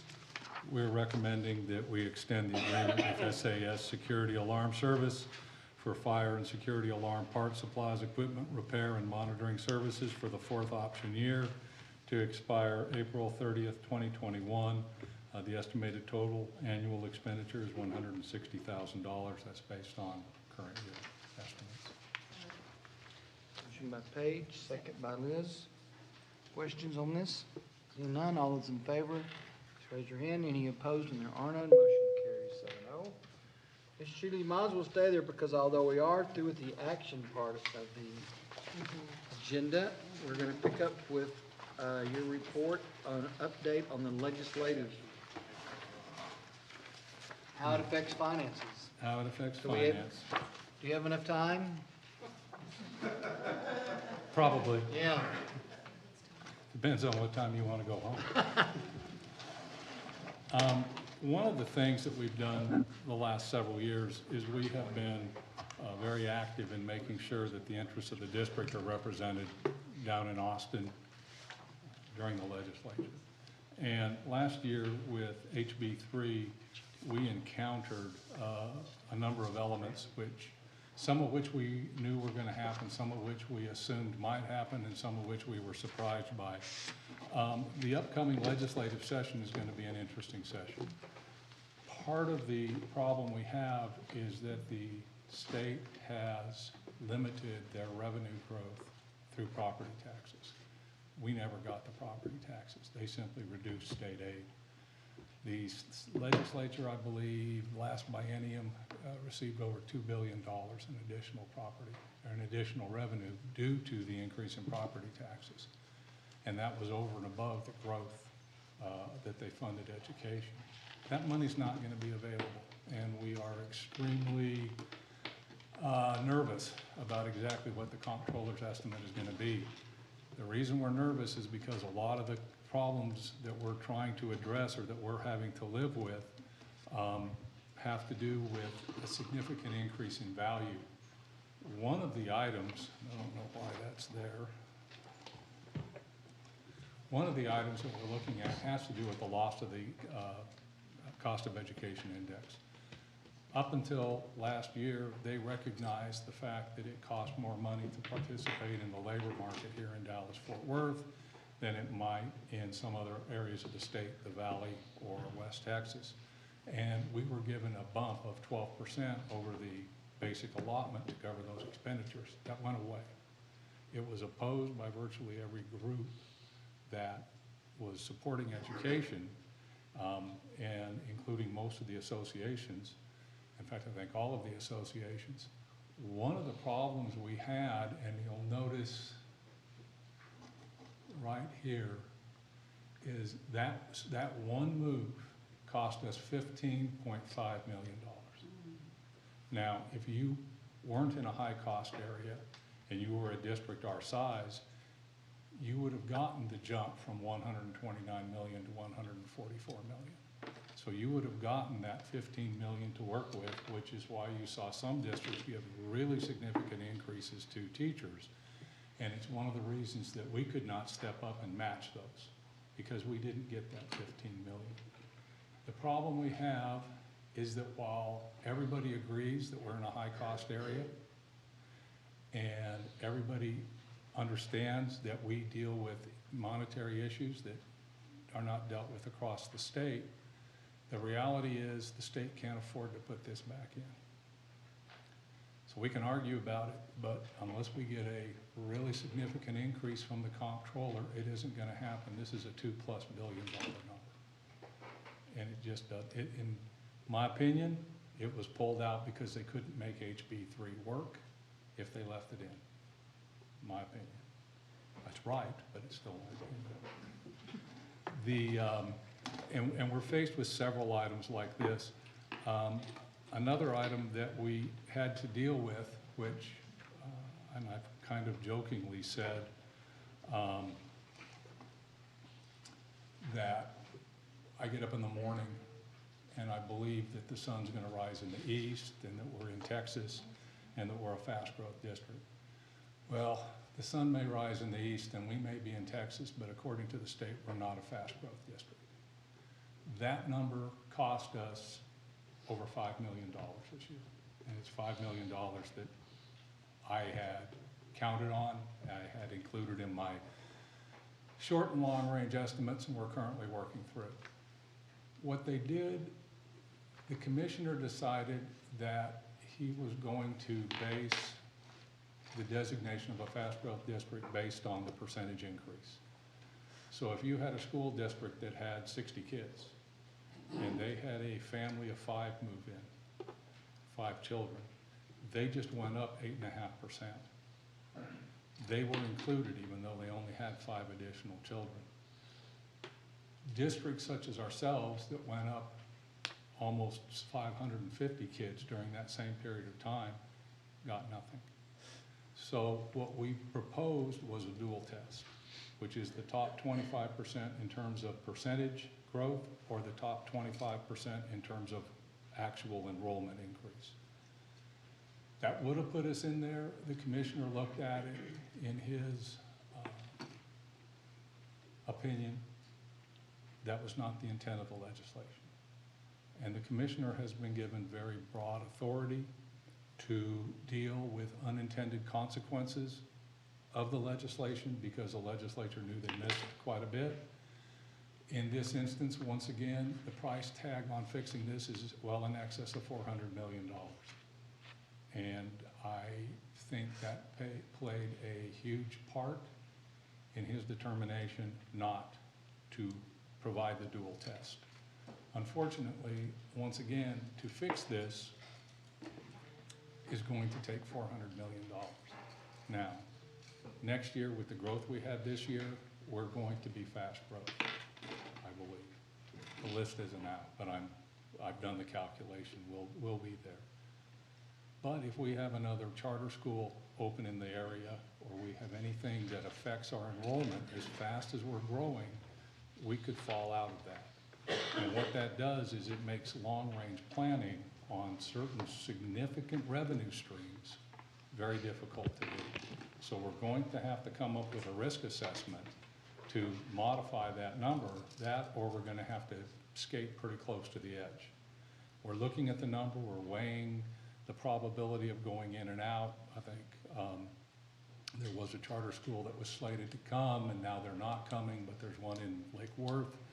We're watching very closely. We're also trying to determine whether or not if a charter school came in, it would have the same effect that ILT opening did. Or are we at a saturation point where the addition of another charter school might actually impact ILT more than it would impact us?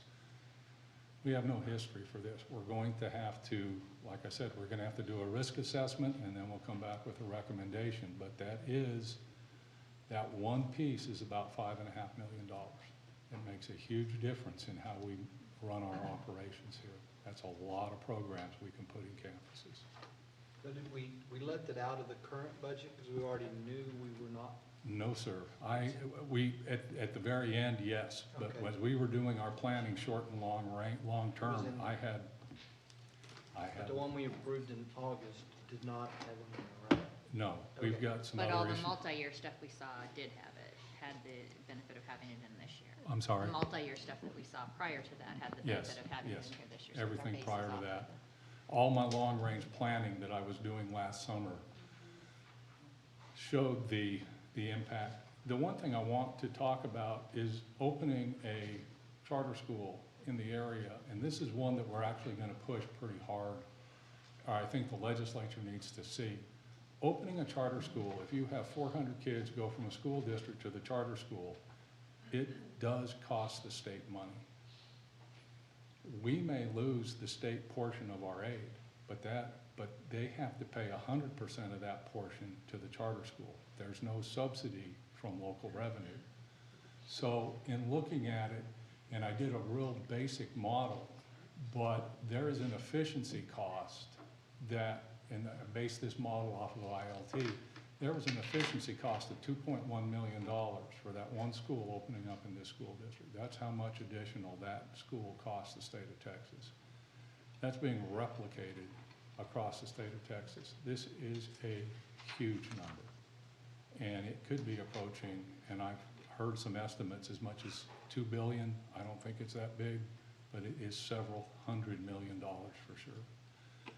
So in looking at this, there has to be an understanding that the expansion of the school charter system has a significant damaging impact on state revenue.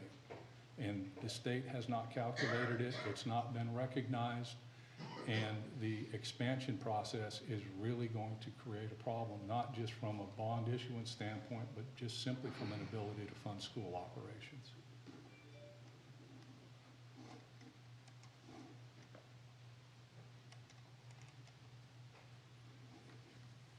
in going forward, the one thing that as we talk to our legislators, that we really, and I think this is included in your, I know it is included in your packet, that we're going to look forward to actually boils down to common sense and efficiency with taxpayer dollars. What we want the legislature to do is to produce accurate information. If a school opens up and it has a capacity of 1,200 students and they put 800 in there and they have 140 on the wait list, they do not have a wait list because they have the capacity to handle that. They wouldn't put those 140 kids in because they only put them in if they can fill a classroom. And I believe the ratio locally K3 is like 28 to 1. So unless they get 28 students, they won't pull them off the wait list and open a classroom. That's their efficiency model.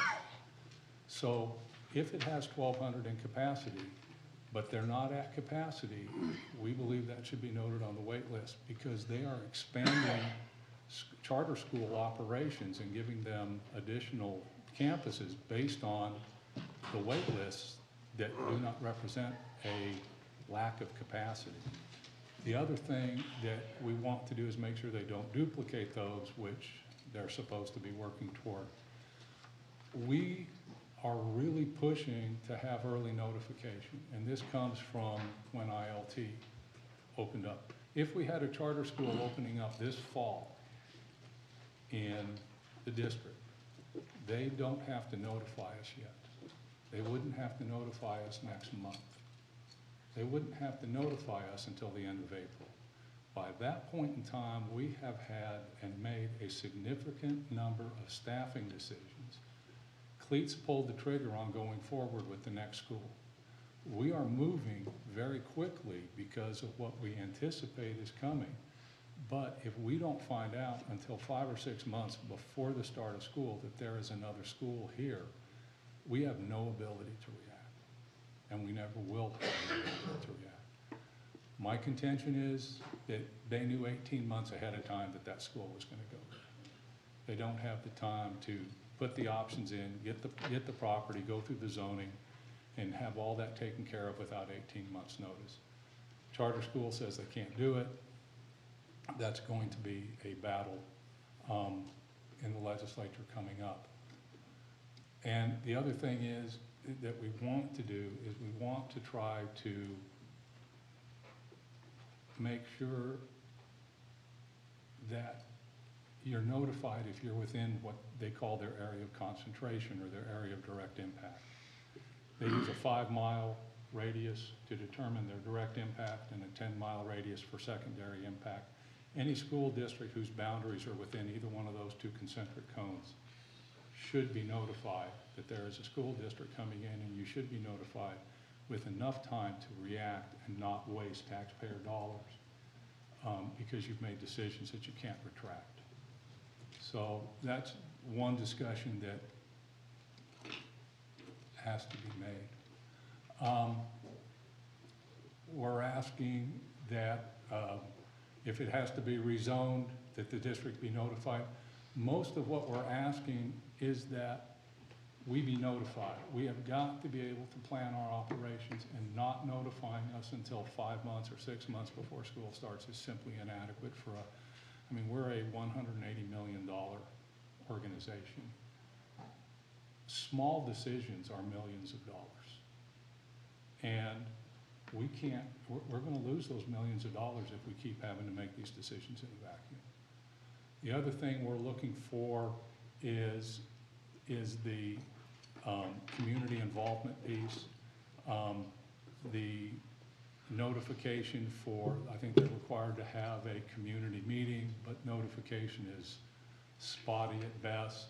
We'd also like them to provide some more information with respect to graduation information and percentage of students who go to colleges or universities who graduate within normal times. All of the information that we're required to provide, they don't provide. And there's no reason for it. We're playing under a complete separate set of rules. The legislature has been very receptive to putting everybody into the same level of transparency with respect to this. At this point in time, there is a lot of movement to limit what school districts can do with respect to providing information to legislators. There is a, I'm not sure what it's called, a vote, there's an item on the ballot this year that says school districts and other state agencies should not be allowed to expend taxpayer dollars for lobbying efforts that would have a negative impact on the finances of the taxpayer. Now, I have no idea how you make that determination, but the bottom line is they're trying to prohibit us from providing information. A couple things on that. First, that's non-binding, just to let you know, that's a non-binding. Yeah, this is non-binding Basically like at a this time. survey. But the second is there's an assumption made in the very language that anytime that there's advocacy on an issue, that it would be negative towards taxpayers. And as we know, as individuals that have sat in this room and observed this board, boards made determinations for the long-term well-being of the school district with students first, but also keeping in mind taxpayers and what is best to do in order to have a healthy school district and a healthy community. Just a few short months ago, there was a determination made as y'all set the tax rate in a discussion to make sure y'all were true to what has been stated in terms of the INS rate. And so the assumption that we would advocate at the state level, for example, of all the crazy things as getting funding for fractional funding or fast growth schools or any of those things would be negative to taxpayers. It's actually the opposite. And we know under the old financial system that the state was actually taking all the growth, taking it to the state and actually paying other departments within the state off of education dollars. And we've all had to explain that to people. They see a bill from EMS not knowing that those dollars don't stop in EMS. They go to the state and then they're reapportioned to us, some of which, again, doesn't stay here. So our advocacy is for both areas. Of course, children, and we're here for children, but also to advocate for taxpayers and advocate for the fact that we balance all of our needs and wants underneath the whole consideration of what's best for the school district long term. And because of that, we have AA- bond ratings. Because of that, we balanced our budget year in, year out. Because of that, we've handled significant hits of drop of funding from the state and from TAD appraisals and have done and moved forward. And so I just want to make sure it's really clear and on record that our advocacy at the state level is for taxpayers and for children, and it's not contrary to that. So the mere legislation is really assuming the worst intent rather than the best. And this is at the city level too. This same kind of thing is being it affects proposed cities, it at the affects city level. counties, it affects municipal utility districts. Based on the rules, as I read them, the work that we did on the fractional funding to provide us with additional funding and stop the financial cliff that we were looking at, most likely would not be allowable under the referendum as placed on the ballot, which to me is ludicrous. at Even the best. question of testifying at a commission hearing or testifying at any type of meeting down in Austin would be in question because of dollars expended for travel. And people may think, oh, certainly not, but we had a very prominent senator dress down members of El Paso of why they wasted taxpayer money traveling to Austin to give testimony on a bill The in property this tax, the property tax limitation bill. Yes. And that's reprehensible. I mean, that's their responsibility is represent the community they come from. And they were dressed down that they were wasting dollars. And so it's not hard to believe that any type of action we would, even to communicate simple information, would be considered inappropriate by some. The upshot is, if it's gonna take more money, I don't think we need to spend a lot of time on it. I know there are gonna be some associations that are gonna go after the prior year values, that are gonna go after the cost of education index. I just don't think the state will ever be able to afford it. I think we can possibly provide some information to our legislators and possibly even get some bills authored to allow us to get more information, which frankly, from my standpoint, having tried to make decisions, is absolutely critical. But for the legislative session coming up, I think the relief is going to be limited at best, especially monetary relief. I know we had, well, I don't know, did anybody go to the grassroots meeting? We did. Y'all did, so these are the kind of things that we want Yeah, included in the it was included in the, deal. it was one of the priorities for regional level. Okay, good. From our area. From our area. Okay, good. And it was a list of, I don't know, they gave us about 15 or 20 that, Did some of the area-wide. legislatures speak during did they speak before in the session? Just the TASB Okay, executive, yes. all right. I usually go to that. I like to hear what we're proposing, but these are the type of things, I know in the past, we've actually written up and supported, as you mentioned, some actions. So, I guess if there were some things we felt really strong about, we could get them back through the grassroots effort to get them on the ballot for TASB. Because they're gonna have then the regional meeting of everybody and then come up with the final Right. list for the. We can provide you with those notes. Okay.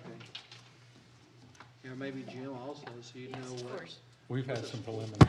And one other note, actually, we've kind of started working on our legislative priorities for next session. We're about 6 months ahead on that for this very reason. We feel like there's some things that need to be discussed very early on.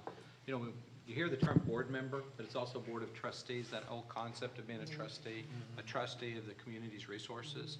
A lot of the language you hear is assuming that trustees would not be trustees of their community, but that they somehow would want to spend essentially their own money, because you're all taxpayers, but also everyone else's money, rather than trying to make sure that we are entrusted with these resources that are finite. And so I think we have to really work on that and really talk about what that means and how those decisions are made. And you know, one of the state requirements is that all these board members are televised and people should watch them. They should watch them as all those budget decisions are being made. And I think they would be very confident that all these things are considered long-term. So. Well, that's how they started off. They said that people got up and voted and made a difference, and now we have their ear. And that, you know, and that's why, you know, we go through the efforts that we do. Yes, sure. Thank you. Thank you, Mr. Shealy. Dr. Parker, Education Services Report. I'm kind of excited, a little nervous about presenting my pieces now. Thanks, Jim. Appreciate that. I don't think he was ever business. Oh, not even. He just went 20, 30 minutes. I get some time here. Actually, He went this. 25, just so you know. Okay, yes. I know I timed it. We do that. Good evening. I am on page 56 of the board book. As you are aware, the passage of House Bill 3 requires all districts in the state of Texas to implement full-day pre-kindergarten for qualifying students. So I'm here to present our plan for the implementation of this mandate in EMS-ISD and explain the need for a pre-K waiver. First, if we did not implement full-day pre-K this year, we're required to ask for a waiver. We did not implement it, as we have half-day in place, and we are currently serving 473 students. But we only receive, I want to make sure you understand, we only receive half-day funding from the state for that, the half-day allotment. And everything we're told so far is not, that's not going to change. We will, even though we'll be going full day, we won't receive the full day funding. However, the past legislation has funded what is called an early childhood allotment, that is to support schools in opening the full day programs. I need for you to note that there is not enough money in this allotment to fulfill all requirements that come with House Bill 3 for early childhood and early reading academies. These include the early literacy academies for kindergarten through second grade, and we're looking at ultimately probably third through fifth, or at least that's what we're hearing. Thus, there'll be an additional cost to the district for our implementation of the pre-kindergarten full-day program. So we did not implement full day this year so that we would have time to plan for the coming years. As required by the state, a public meeting was held with potential daycare providers. We advertised as invited potential providers in the area who we might partner with. We had our meeting in the fall. 2 daycare companies attended. In addition to that, we reached out to other daycare providers to see if they would be interested in partnering with us. no one desired to partner with us. It's simply not cost effective for them. So, back to our plan. We are asking you to approve a request for a 3-year waiver. This allows us to plan this year for the program and work through the requirements of House Bill 3 regarding the mandates. Additionally, the 3-year waiver will allow us to pilot the full-day pre-kindergarten program at Elkins next year with 2 classrooms and grow the program until full implementation in 2022. With full-day implementation, we believe our program will grow. We have about 650 kindergarten children currently who would have qualified for pre-kindergarten. Taking this number and the demographer's numbers for growth, we're planning for up to possibly 30% growth in our daycare pre-K numbers. With that, we plan to have classrooms across the district at campuses that have the space and most meet the need for the areas where we have qualifying pre-kindergarten children. As a fast growth district, we are unable to guarantee space at every campus, and each year we will have to evaluate which campuses can house the program in the coming year. The fluidity of this program is high and has several moving components based on that growth. Newly opening campuses, as well as expected increased enrollment when we move to full day. With the 3-year waiver, we can do the gradual release to full day and be intentional in planning spaces at campuses. We have full day now we don't have full No, day at no, half. we have half. 2 halves are coming. 2 halves, meeting 473 students. So the 473 are either coming morning or afternoon. Yes, currently. Okay. Currently. There are many considerations when we talk about going full day that are going into our plan. For example, as I just stated, there will be an impact to the budget. With staffing, resources, training, and transportation, there will be a cost of approximately, it's a moving number, but we're thinking $3.5 million to $4 million.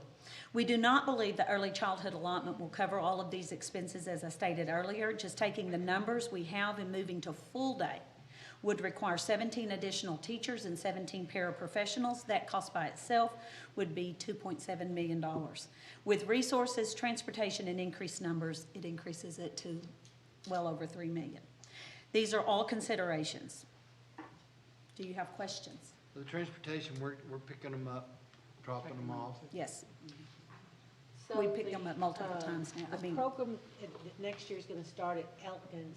Yes. And are we just gonna pull from that feeder pattern, or? yes, we're looking at currently, we already pulled those numbers. Looks like we have about 44 currently attending pre-K children in that area where we can easily move them there. While that's happening, we're still having our half day at Halfley. We're pulling them from Halfley. We'll be pulling them from Halfley. Okay, that'll probably still keep the classes full at Halfley. Right. But then there, Right. and then we've got the classrooms available. We have the Is that classroom why space at Elkins, and it can sustain that program from our research, provided what we know now for several years.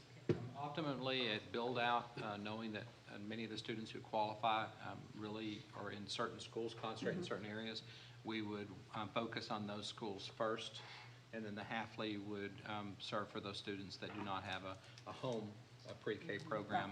And we just want to underscore, this is something where we support, we believe in full-day pre-K. It's unfortunate that when the funding came, that immediately other things that were not even discussed by the legislature came with it. So it's kind of ironic, because there's some things where TEA says they don't have any authority to go out beyond legislative intent, but then in this area, this became a catch-all for a lot of other programs. All good, they're not bad programs, it's just all these dollars went away as these other requirements were placed upon us. So this is challenging. The other element of it, we want to be very careful, because we know the state gives and we know the state cuts. And so the idea of the early childhood allotment could also be like the high school allotment. That went away in this last cycle. So most allotments go away. That's pretty much a truth that occurs in budgets. Well, the Region 11, what's the committee, LAT committee, the Legislator Action Team, that was like probably second under the charter schools was pre-K, because House Bill 3, they give us these mandates, like you say, and they don't give us the funding. That's And right. then they throw in all the additives. So I don't know if that's going to be, fruitful. Hopefully it Right. will. Because I imagine, in talking with everyone from the area, everyone's suffering the same thing. Right, and that's one reason why we've been really not so quick to respond and turn it over. And also as a fast growth district, if we weren't fast growth and we had a little space in every school, that's easy. But the difference here is, as y'all saw the report earlier, for demography, I mean, we have schools that are just near capacity. And so we have to be very careful how we handle this. So, and we still have the same qualifying measures to admit them? Yes. Okay. Yes. So that hasn't changed? That has not changed. This is not pre-K for everyone. This is pre-K for the children who qualify based on But- socioeconomic needs, military, and foster. What about universal? I mean, is it universal for everybody? Isn't that what we were going? It is, but they didn't pass universal. They didn't pass Okay, universal. okay. No. That's not gonna be fed into it? Not at this Because that was point. some talk, there was some talk Yeah. about that. Not that I'm aware of. Okay. Already our next. Are other districts handling this similarly? Yes and no. Some Keller- districts. Keller Northwest, the Districts big that ones. had space immediately went into full day. Didn't. Immediately said, hey, we went full day, and they went full day this year.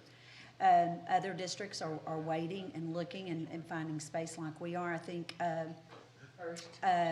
Northwest is going full day next year, and they have a little more space, I think, and some opportunities for that, but So what happens if they don't approve our waiver, or is it just a formality? we have done this is the wonderful thing. I think Stacy's in the house, and Stacy DeHoyce is in the house. She has good connections with the people who are approving that, and we have done everything in line so that it should be approved. Their goal is that we're proceeding towards full day. That's the main intent, and the plan is that. Yeah. It's not just a. That's why a we plan for really pa- need to paper. open two It's a good next plan. year. Also, I really think when this originated, that there would, in their mind, there would be public entities who wanted to partner with us and get the support and the teacher, and then they don't, because it takes away from what they're able to do and to make money. So, Stacy, anything you want to add? Okay. Yes. So we are asking. There's a lot of after school, like the Y, I'm just gonna throw those out there, but there's been some others that have approached our district before about partnering for after day. Is those some of the two? You said you had two. The after day entities. care is different I know, because but aren't they in the same, it's not even the same? it's not even the same. Okay. Because we would be filling their space with children who qualify Right. for pre-K, where they have paying members. And so we would take space from them for paying members, even though we would supply a teacher and curriculum for them. So just a space deal is all we were asking them for in the partnership? Okay. Yeah. And I don't know of any districts that actually have any private, No, public no. partnership at this point. It's really a big push for the Head Start program, just another federally funded program. So we are asking for that waiver is in tonight's with the other waivers, so. Any other questions? Okay. It is also my pleasure to bring another riveting presentation to you on board goals required by TEA. This is on page 61 of the board book. As you are aware from the board updates, I'm here to present the goals that we have worked on for required by House Bill 3. We have worked collaboratively with committee members to develop these goals, and I'm very pleased to present them to you tonight. There are 3 specific goals that TEA requires us to create. They are directly aligned to the state accountability system, and 2 directly aligned to the STAR results at the MEETS level. Please keep that in mind. We are not talking approaches here, we're talking the MEETS level. First, we have the early childhood literacy goal. That's aligned to 3rd grade STAR results. The second goal to be presented is the early childhood math, aligned to 3rd grade STAR results. And the third goal is the only goal that is based on graduates, and that's the college, career, and military readiness goal. When we developed these, we had 3 committees who worked on these. This slide communicates that process that was taken to develop these goals. As you see here, it was a collaborative effort that centered on the TEA requirements. These requirements did not come out until late this fall. This is interesting. I'm going to talk to you a little bit about TEA and the requirement pieces and what we know at this point. They are still doing some editing as we move forward. The plan for each goal has specific progress measurements established for a 5-year process that includes student group targets. With this being a 5-year process, I want to make sure you're aware that we will review the goals each year as part of our continuous improvement process. You will get an update in the state accountability review that we do in the fall, usually in August. Adjustments may need to occur. Our hope is that with focused work, we are able to achieve our goals earlier and make adjustments as we go. Let's get into the goals. The first goal is the early childhood literacy goal. As you see here, I'm presenting the overall 5-year goal and then the yearly target goals to achieve the final result of 55%, remember meets, not approaches, but meets, on the STAR. While the state views approaches as passing, the federal level of accountability has set meets as the passing requirement. And these were set by a team that you got together, or Yes. these come straight from the teams that we have put Okay. together, So they can be showing different continuous progress. wherever you, Mhm. right. Now, I will tell you, in addition to this, we have subpopulations. I'll talk about those in just a minute. What I'm presenting to you is only what is required by TEA to the board. The second goal is the early childhood math board outcome goal. We took the same approach with this goal as the literacy goal, setting 5-year goal at 53% by June 2024. This too is based on the success of the 3rd grade students at the meets level of performance. Again, we have represented the 5 yearly targets with our goal of meeting 53% in 5 years.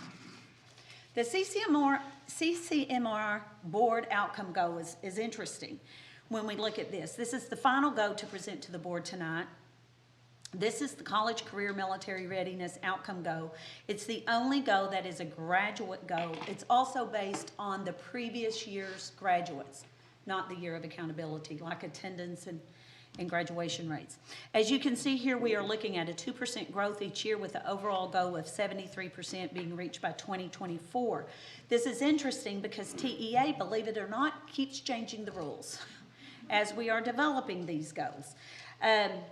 For example, in the past, we have been able to grant a CCMR credit point, because you want every student to get a point in CCMR. That's your, ultimately every high school graduate. So to do this, in the past, we have been able to, a student would get a point if they were enrolled in the junior ROTC program, if they took the ASVAB and told us they were enlisting, I always say enlisting in the Army, in a military service. However, at this time, TEA is working with the Department of Defense and stating that only those graduates who have enlisted and show up for boot camp will get the point. Okay? And they're still trying to figure out how this is going to show up on our CCMR and how this will be communicated. This is a moving target. We're not sure how this is going to be communicated to us, and in all transparency, I want you to know it will have an impact on the scores here. It could have up to a 7% decrease based on this. So. And there won't be a recalculating of the base, so you won't know. No. You won't be able to compare apples to apples. Right, and so like in August, if we don't have, or July, when's the stopping point where they're gathering the data? And so some kids will enlist, but they don't go in until October. It's a moving target. So anyway, we don't have the final accountability manual yet either. We will receive that in June, kind of like after we play the game, we're going to get the rules. So anyway, the accountability manual, like I said, will not be out in June. And on a positive note, TEA is looking at specialized campuses like Watson in accountability, and they're probably will revamp their accountability pieces and it won't be exactly the same as the 3 comprehensive high schools, so that's good. For CCMR, we have added programs such as increased certifications, increased support in our testing programs, such as bringing in the Princeton Review for the SAT, ACT, and review for TSI testing. In addition to that, we've embedded college prep in ELA 4 and for math, that 4th level of math for those students who have not passed their TSI. So going through that course would allow them to be to gain a point, a CCMR point. They would not have to retake their TSI. But again, the rules could change. So next steps. I want to close in giving our next steps as well as share other critical information when it comes to the board goals. Here are the next steps for complying with the new law. We will add the goals once you've approved them into the district improvement plan.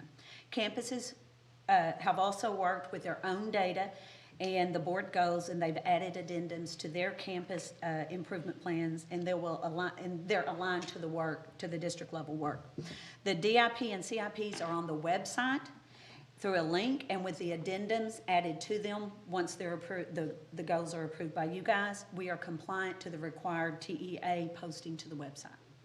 I also wanted to make sure you were aware that the campus and district also had to review and set subpopulation goals required to address achievement gaps. This is actually something we do anyway with our performance targets in our work.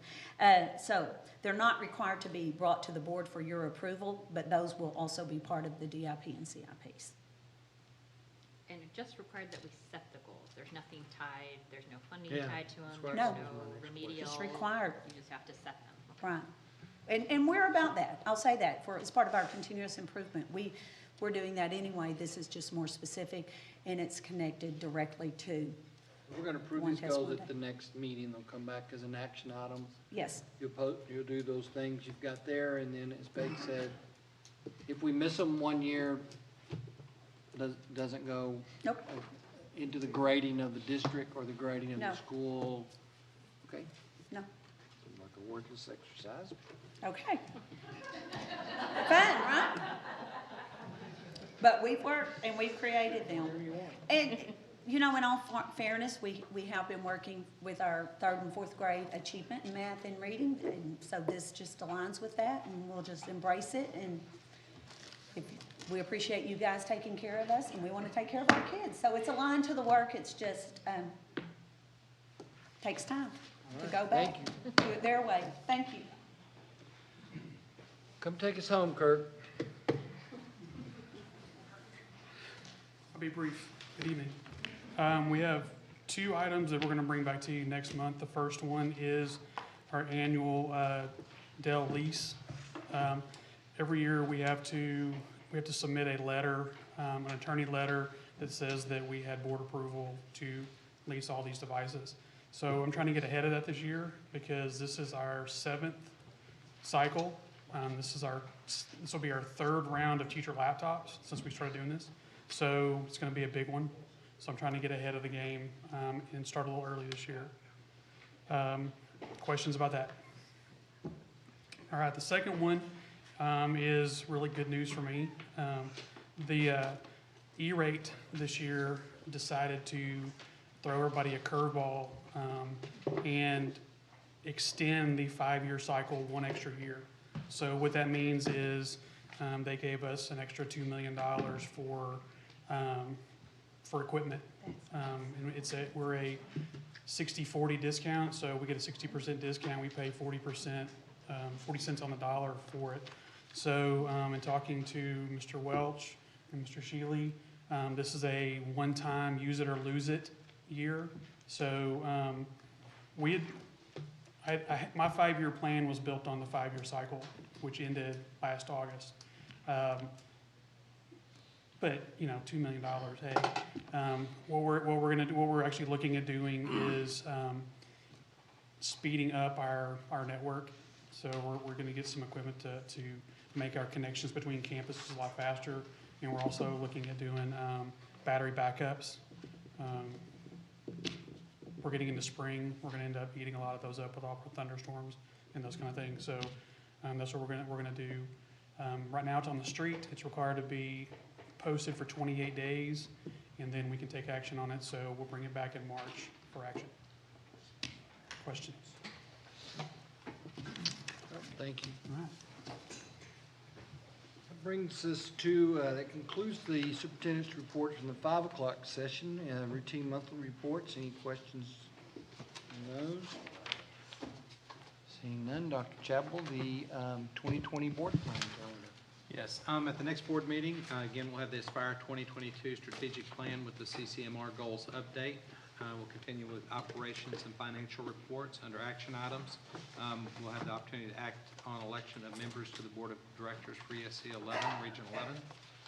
Also, set the special meeting for the canvassing of the 2020 school trustee election.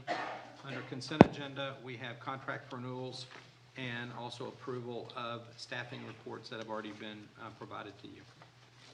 All right, thank you. That takes us to the consent agenda for approval. Make a motion to approve the consent agenda. Motion by Tim, second by Marilyn to approve the consent agenda. Questions, concerns? Seeing none, all those in favor, please raise your hand. Any opposed? And there are none. Motion carries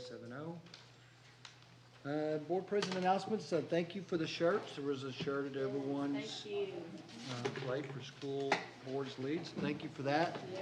At your place was also the Summer Leadership Institute handout. I believe everybody got this, so you can begin to look at that, and as well as I think the advocacy agenda, and then that's what y'all I know are working on and helping with. So appreciate that. Dr. Chapel? Yes. First thing, all the House Bill 3 and all the other compliance areas, we have a number of people in this room, you know who you are, whether it be an assessment or current technology or counseling. All these individuals have done a tremendous job making sure that we are in compliance, but work beyond compliance, that we really work towards what's best for our students here, and I just appreciate them. They've worked very hard to push forward in those areas, and remain, Linda kind of touched on it, you have to remain optimistic even when you don't have the information or the information you receive changes. And so that people have dealt with that with a lot of professionalism and grace as we work through all those things, and I really appreciate that and want to acknowledge them. Also, with some upcoming events, this Saturday, February 29th, we have the Athletic Hall of Fame banquet at the Hollenstein at 6 o'clock. We celebrate Texas Public Schools Week next week. We have middle school open house on March the 3rd. We have the Superintendent Circle of Giving breakfast. If you're planning on attending that, please let Becky know so she can make sure she submits your name to Allie so we can have you there. We also have elementary open house on March 5th by campus. And then finally, just a couple other dates. Employee Service Awards are on April the 15th. When we make sure we have a few board members attending that event. It's already around the corner. Already feels like the end of the year, right? And then April the 28th is the District Reading Festival. I highly encourage you to visit one or more of our high schools. It's kind of hard to visit more than one because it's only an hour and a half long, but to choose one of our high schools and attend those for the District Reading Festival. This is our 5th, is that right? 5th annual? Something annual? 5. Okay, Stacy's holding her hand. Okay, I got it right. So it's our 5th annual. So excited about that. So if you have any questions on any of these items, just please let us know, and thank you. Dr. Chadwell, that raise your hand. Yes. Texas has been, the new date is tomorrow. Yes, it is. Thank you for saying that. We do have a new date, and I wish Stacy was here because Stacy has worked with Raise Your Hand Texas, Stacy DeHoyos. And it's tomorrow night, I believe it's at 6 o'clock with a meet and greet starting at 6:30. Is that right? Does that sound right? And that's it's a new location. It's at the Hollenstein, not Chisholm Trail, and that's tomorrow night. And that'll be our local race on House District 99. I think I got that right? Okay. Two candidates. Yes, 2 candidates. No. Okay. It's not a debate. It's a discussion of issues, so it's not a debate format. Seeing there's no further business to come before the chair will entertain adjourn. Donna? I move we adjourn. Second. Liz? Move we adjourn.